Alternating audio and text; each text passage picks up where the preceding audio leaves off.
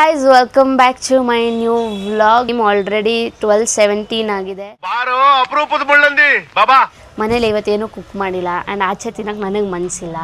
So ಹೊಟ್ಟೆ ಹಸಿತಿದೆ ಬೇರೆ. ಇನ್ಸ್ಟೆಂಟಾಗಿ ಏನು ಕುಕ್ ಮಾಡ್ಕೊಂಡು ತಿಂತೀನಂತ ನಿಮಗೂ ತೋರಿಸ್ಕೊಡ್ತೀನಿ, ಬನ್ನಿ ಕುಕ್ ಮಾಡೋಣ. ಫಸ್ಟ್ ಅನ್ನಕ್ಕೆ ಇಟ್ಕೊಂಡೆ.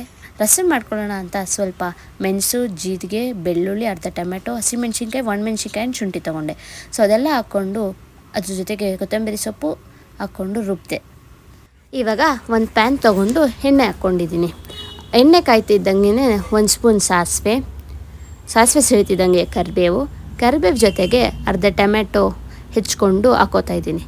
ಅದನ್ನು ಚೆನ್ನಾಗಿ ಒಂದು ಸತಿ ಫ್ರೈ ಮಾಡ್ಕೊತಾ ಇದ್ದಂಗೆ ಆವಾಗಲೇ ರುಬ್ಬಿಟ್ಕೊಂಡ್ವಲ್ಲ ಆ ಮಸಾಲೆನ ಇವಾಗ ಅದಕ್ಕೆ ಮಿಕ್ಸ್ ಮಾಡ್ಕೊತಾ ಇದ್ದೀನಿ.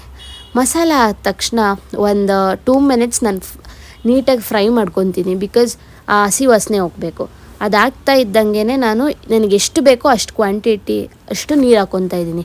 ನೀರು ಹಾಕಿದ ತಕ್ಷಣ ಸ್ವಲ್ಪ ಅರಿಶಿನ, ಉಪ್ಪು, ಖಾರದ ಪುಡಿ ಆ್ಯಂಡ್ ರಸಮ್ ಪೌಡರ್ನ ಹಾಕ್ಕೋತಾ ಇದ್ದೀನಿ. ಅದು ಹಾಕ್ಕೊಂಡು ಒಂದು 2 to 3 ಮಿನಿಟ್ಸ್ ಚೆನ್ನಾಗೆ ಕುದಿಸಿದ್ರೆ the instant rasam will be ready to ಈಟ್.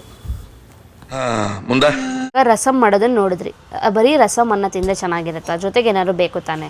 ಮನೇಲಿ ಬ್ರಾಕ್ಲಿ ಇರೋದನ್ನು ನೋಡಿದೆ. ಯಾವಾಗಲೂ ನಾನು ಬ್ರಾಕ್ಲಿನ ಬಾಯ್ಲ್ ಮಾಡಿಬಿಟ್ಟು ಇಲ್ಲ ಸ್ಟೀಮ್ ಮಾಡಿಬಿಟ್ಟು ಸಾಲ್ಟ್ ಪೇಪರ್ ಹಾಕ್ಕೊಂಡು ತಿಂತಿದ್ದೆ.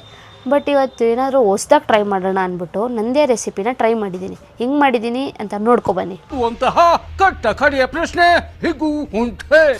ಸೊ ನಾನು ಫಸ್ಟು ಬ್ರಾಕ್ಲಿನ ಕಟ್ ಮಾಡಿಕೊಂಡು ಸಾಲ್ಟ್ ಮತ್ತು ಟರ್ಮರಿಕ್ ಹಾಕ್ಕೊಂಡು ಬೇಯಿಸ್ಕೊತೀನಿ. ನಾನಿಲ್ಲಿ ಕ್ಯಾಪ್ಸಿಕಮ್, ಚಿಲ್ಲಿ ಫ್ಲೇಕ್ಸ್, ಬಟರ್ ಮತ್ತು ಜಿಂಜರ್ ತೊಗೊಂಡಿದ್ದೀನಿ. ಇವಾಗ ಒಂದು ಪ್ಯಾನ್ಗೆ ಬಟರ್ ಹಾಕ್ಕೊಂಡು ಫುಲ್ ಪ್ಯಾನ್ ಫುಲ್ಲು ಸ್ಪ್ರೆಡ್ ಮಾಡ್ತೀನಿ. ಅದಕ್ಕೆ ಸ್ವಲ್ಪ ಬೆಳ್ಳುಳ್ಳಿ ಮತ್ತು ಚಿಲ್ಲಿ ಪೌಡರ್ನ ಹಾಕ್ಕೊಂಡು ಸ್ವಲ್ಪ ಫ್ರೈ ಮಾಡ್ಕೊತಾ ಇದ್ದೀನಿ. ಇವಾಗ ಅದಕ್ಕೆ ಕ್ಯಾಪ್ಸಿಕಮ್ ಹಾಕ್ಕೊಂಡು ಫ್ರೈ ಮಾಡ್ತಾಯಿದ್ದೀನಿ.